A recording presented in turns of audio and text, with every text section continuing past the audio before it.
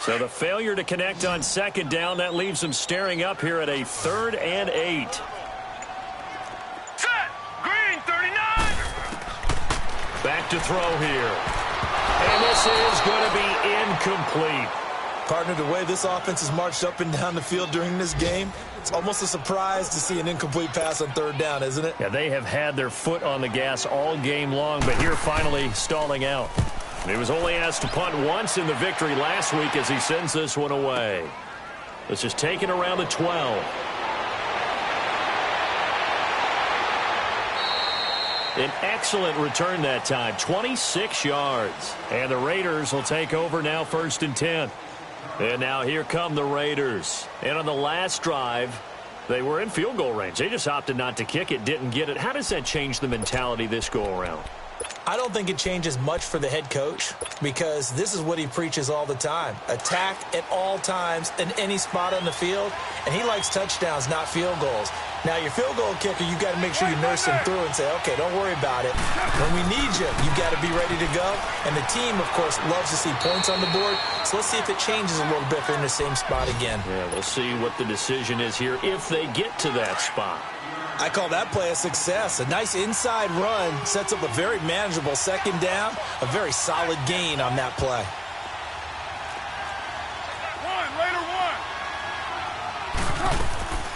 They'll run it now out of the gun.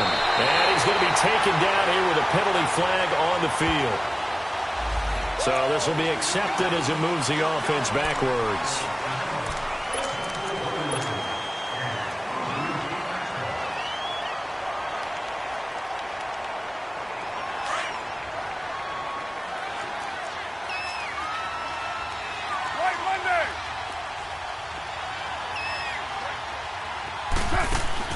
Now Carr throwing on 2nd down. Setting up the receiver screen here to Thomas. So a nice job to break the 1 tackle, but not much daylight after that as he's brought down. That catch good for only a yard, and it'll be 3rd down.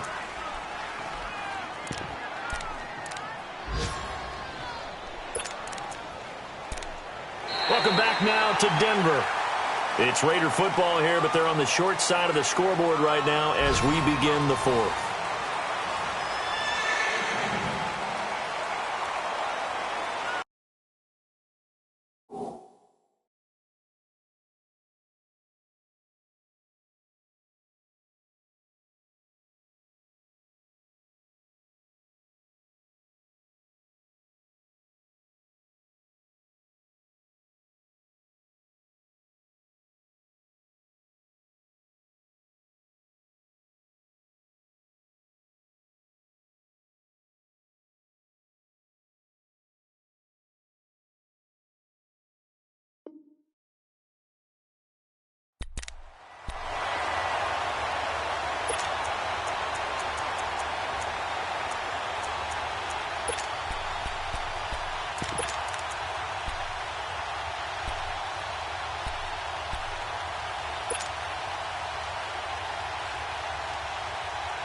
The Raiders on 3rd down. They've converted 3 out of 5 thus far. This is 3rd and 14. Hey, 734. 637. 694.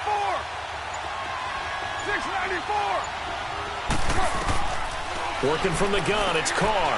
He completes it to Peake. And he'll get up near the 45. They'll spot it at the 44. They do get 9, but it leads to 4th down. Tell you what, he's been able to put the ball in some tight spots all game long. That throw, no different. Yeah, a lot of people would call it a gutsy type of a throw.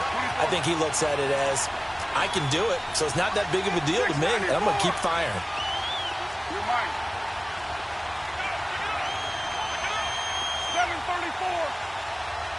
Go, go.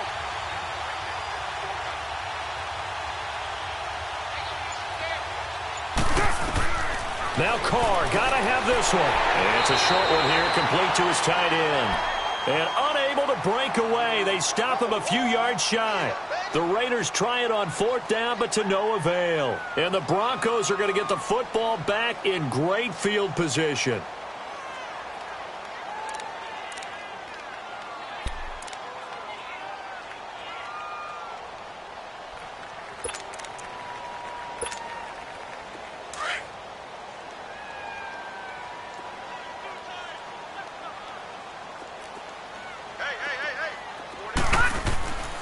This is Freeman on 1st and 10. And he's going to be met at about the 43. The All-Pro in 2 positions. Khalil Mack there to make the stop. Offensively with the lead, you want to run the ball, keep the clock going, but you also want to still kind of be in attack mode too, right? So how do you do that and not come back on your heels? Yeah, think about all the practices we've watched where they have that tempo period to go over things just like this, where they describe the scenario, tell you what they're looking for, and make sure that they're still attacking, yet at the same time not going so fast as to leave too much time on the clock. Now they'll throw here out of the gun. He's got his tight end, Jake Butt, and he's going to get this down near the 30-yard line. That one good for 13 and a Denver first down. Another nice pickup through the air, and I think a lot of people might expect them to run the ball in this situation, Brandon, but with this lead, they're electing to throw the football. Swings, slants, quick outs, things that they consider safe. 12 more yards there and another first down.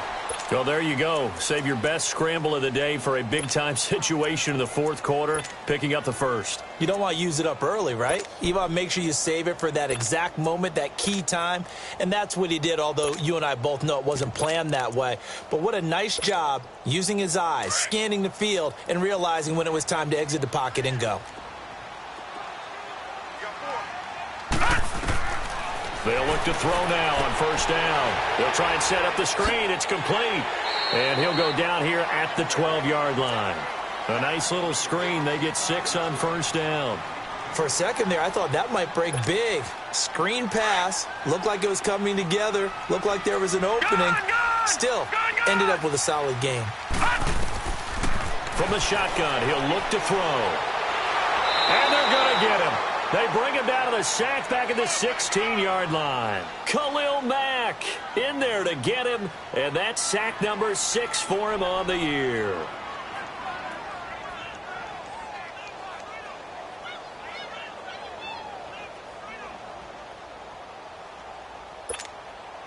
The Broncos on 3rd down, just 1 for 3 thus far. This is 3rd and 7. They'll look to throw here. And that is incomplete. Certainly looked like they were getting ready to convert there on 3rd down, but what an effort to get his hand on that one, knock it away, and brings up a 4th down decision. So on 4th down, out trots the kicker in a big spot here. This to make it a 2-score game. And McManus able to put it through, and that will push the lead up to double digits now at 10. So his 2nd field goal of the game, and that could turn out to be the big one. Yeah, you have to make them score twice to beat you, and that's not impossible. But here in the 4th quarter, puts their backs clearly against the wall. And now Oakland ready to take the field. Carr and the Raiders come up 1st and 10 at their 25-yard line.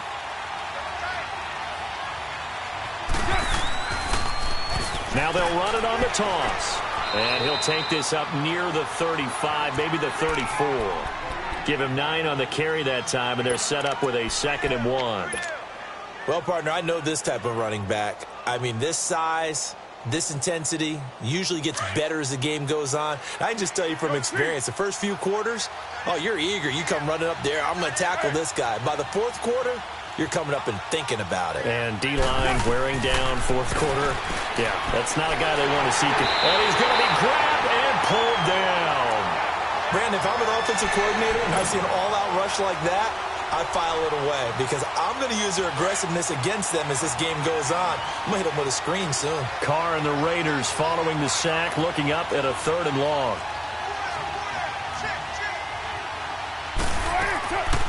They'll run it now out of the gun. And he's able to get up here to the 26. Call it a gain of 5. 4th down now. Well, look at the clock. You're down 2 scores. Have to go for this, don't you? And they thought that as soon as they took over possession. It didn't matter where they were on the field. They were always going to be in 4-down territory. Backed up, in good situation, it didn't matter. So they've been preparing for that on their play sheet the entire time.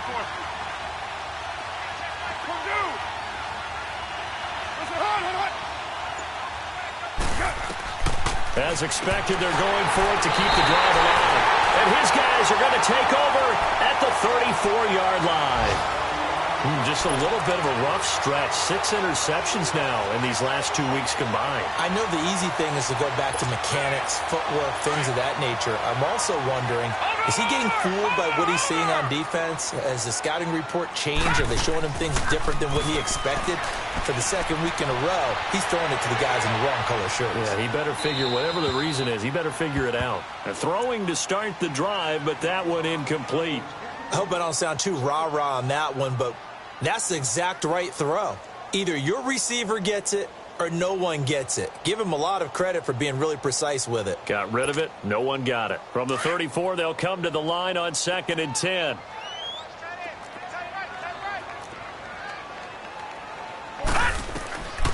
And 2nd and 10, he'll look to throw again. Now they go screen. It's complete. And this play will be blown up. He'll lose yardage back at the 38. Now, this is a big 3rd down, and you'd have to think we'd see a timeout right away if they can't stop him here. Time for a break. We'll come back to wrap this one up after this. The Broncos on 3rd down. They've only converted once in 4 tries. This is 3rd and 14. He'll look to throw. And intercepted. Maybe the turning point they need. Picked off at the 39. And the Raiders are in for 6. Touchdown. Well, don't change that channel just yet. This one may have gotten a bit more interesting. Put down the remote, put down the clicker. This one looked like it was over. It looked like they were ready to seal the deal. But in doing so, by pitching it around a little bit, it cost them. We could have a great finish. They do tack on the extra point as well. And now things get a bit more interesting here in this 4th quarter.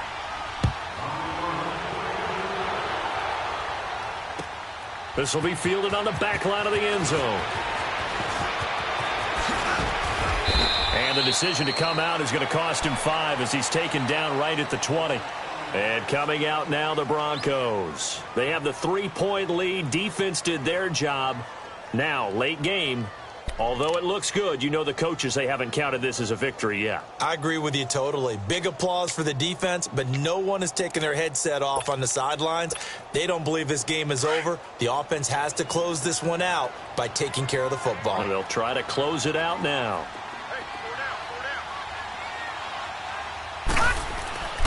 They'll run with Freeman here to begin the drive. And they nearly get this all the way to midfield. Mark him down at the 49. A big run there, 29 yards and a first. That outside handoff to the left, that play has to warm the heart of an offensive line coach because they controlled the left side where they were supposed to. But they didn't allow anything to leak from the backside on the right side of the offensive line either. Well played. Yeah, and it created a big run. Not totally home free yet, but it's looking good as they come up 1st and 10.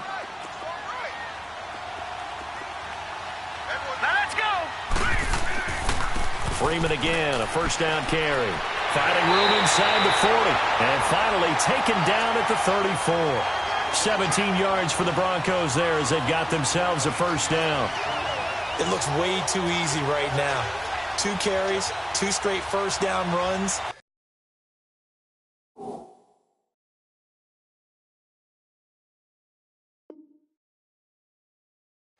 The eyes are carrying the legs to the proper hole, but they're being created by an offensive line that has the leverage game going for them right now. Lower than the defensive front, creating space, and he's finding it in a big way. Gotta love what they're doing on offense right now. Now a handoff. It's Freeman. And brought down, but not before they're inside the 25. Now the Raiders are going to use another timeout here as they get it with under a minute to go now in the football game.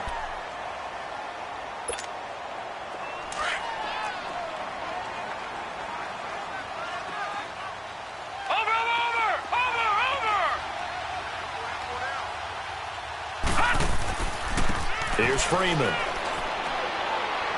And down inside the 15, shy of the 10. Call it a gain of 11 yards, and that should just about do it. Now, this is an example of breaking down a defense because on a lot of these runs, he's getting past the point of attack, and guess what he's doing? Forcing the secondary guys to have to make a lot of tackles. Freeman. He is met at the line of scrimmage, and he goes down right there. Mario Edwards Jr. there to bring him down. And he got off the end there very quickly to make that play. Yeah, it was almost like the bullet train, wasn't it? I mean, just zoom, quick, quick, quick. And what a terrific play, holding them to no gain.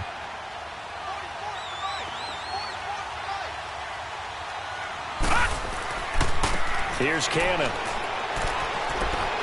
And he's across for the late touchdown. And in the final seconds, that one should just about put a capper on this game. And that touchdown should make you feel comfortable. But do you really feel like it's totally over yet? Not totally, but I think you're pretty much there. Yeah, you still got to make sure you stay with it, do all the right things down the stretch, especially on defense. But that touchdown there, you've got to feel good about your chances. Now McManus on to kick this one off. Very short kick. This will be taken by one of the up men. And they're able to return this one all the way up to the 45. There's no downplaying that we all knew that this was a critical possession, and to get a return like that to start things off, that's the spark that they needed. That's the spark they were looking for. A good starting spot for the Raiders as they come up 1st and 10. 694.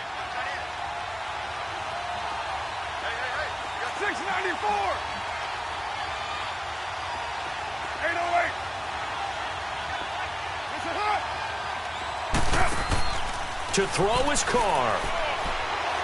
Now a desperation throw deep downfield. And this will be incomplete. 1 second left to go. This defense was definitely alert to the possibility of the deep ball, and they were more than ready for it. They've got the lead, 4th quarter. Maybe can expect more passes like that downfield. Now Carr, after the incomplete pass, brings them up 2nd and 10. 637.